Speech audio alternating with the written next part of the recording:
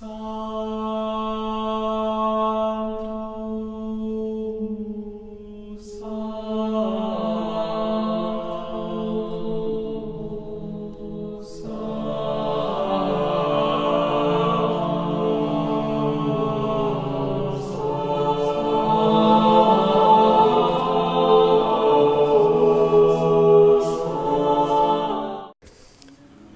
be seated.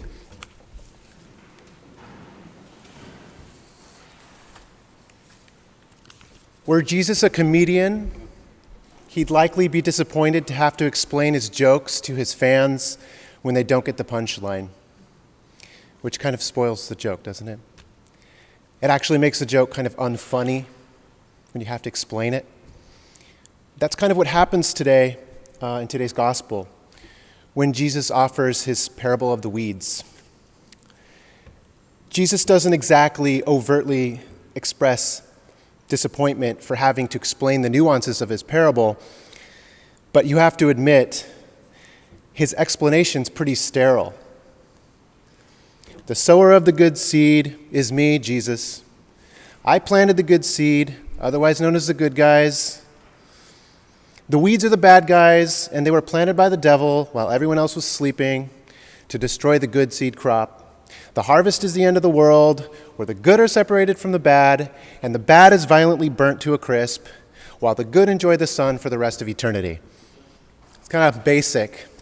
It destroys the nuances of the parable. Parable being kind of a poetic story that has a lot of symbolism.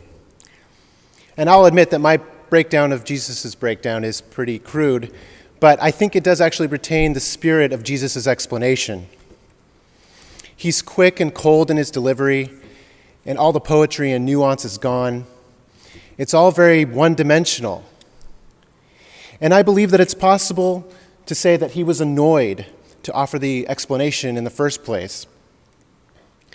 To explain the parable defeats the purpose of delivering a message in parable form. But the problem with Jesus' explanation is the fact that it's quite one-dimensional, which seems to close the door for a broader and even deeper understanding of the parable. For example, the tares serve as the antagonist of the parable. Tares, what exactly are they? Yes, they're weeds, but they're more than that. In their infancy, they look just like young wheat. And it's impossible to visually distinguish the wheat from the tares until both are fully grown. In their infancy, they are both seemingly innocent, and yet the tares exist in an ominously sinister way. Their presence is ominously sinister, coexisting at first peacefully among the wheat as young impostors, which will later grow to destroy the wheat. To use the word tares instead of weeds adds a layer of sophistication and drama that Jesus' later explanation lacks. Yet he is the author of both the parable and the explanation. So perhaps he's oversimplifying to cut to the chase, keep things short, and perhaps cater to a very specific audience who may miss the nuance, even with explanation. The parable, coupled with Jesus' explanation, tempts us to resort to an us versus them interpretation of the story. And history certainly supports that.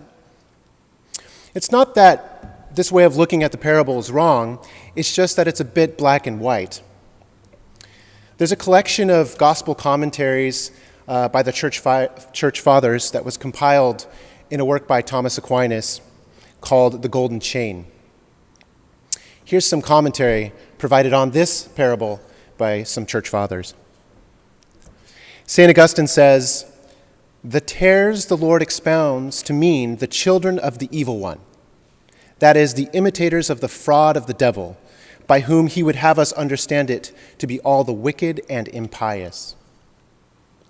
St. John Chrysostom says, "For this is part of the wiles of the devil, to be ever mixing up truth with error."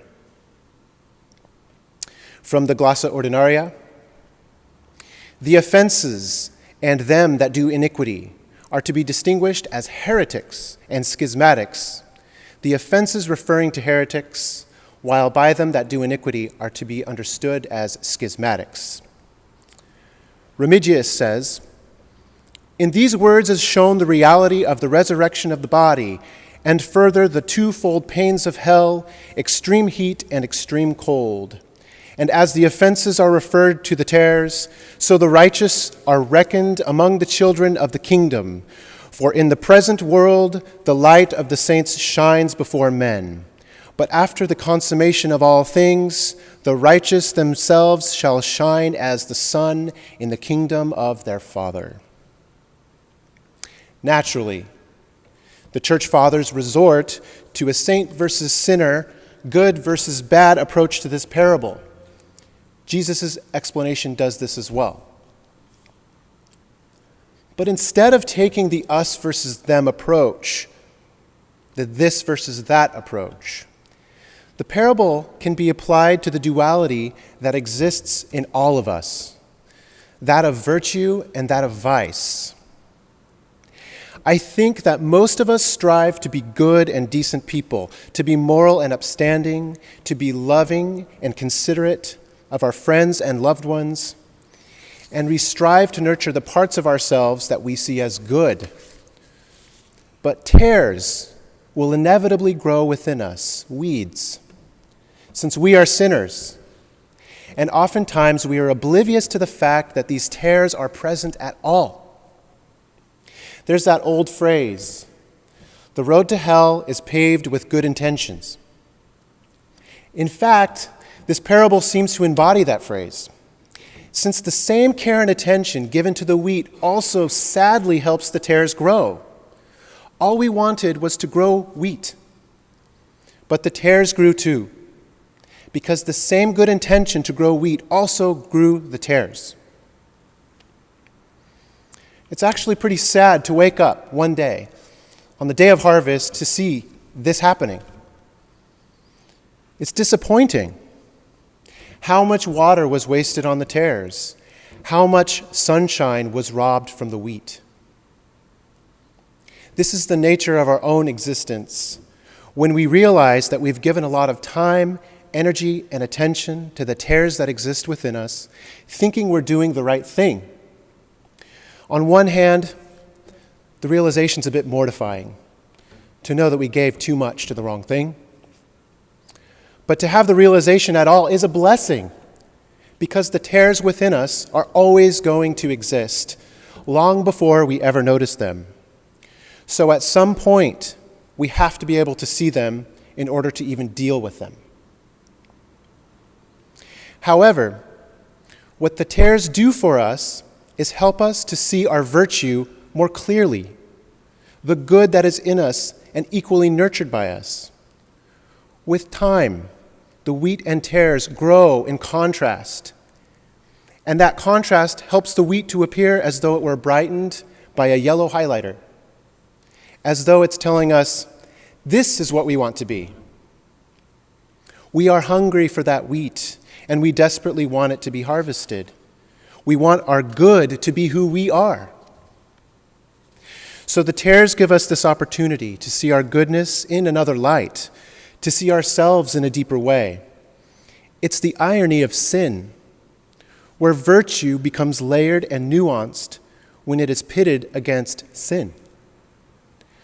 Those opposing forces illuminate the edges and subtleties of the other, and suddenly we become acutely aware of their texture, their scent, and their taste. To close, I have two quotes for you, both of which demonstrate an ironic view of sin. The first is commentary on this parable from Martin Luther. He says, "Although the tares hinder the wheat, yet they make it the more beautiful to behold." The second quote comes from the Exultet, which is the long chant that begins the Easter Vigil liturgy. It reads, "O truly necessary sin of Adam, destroyed completely by the death of Christ.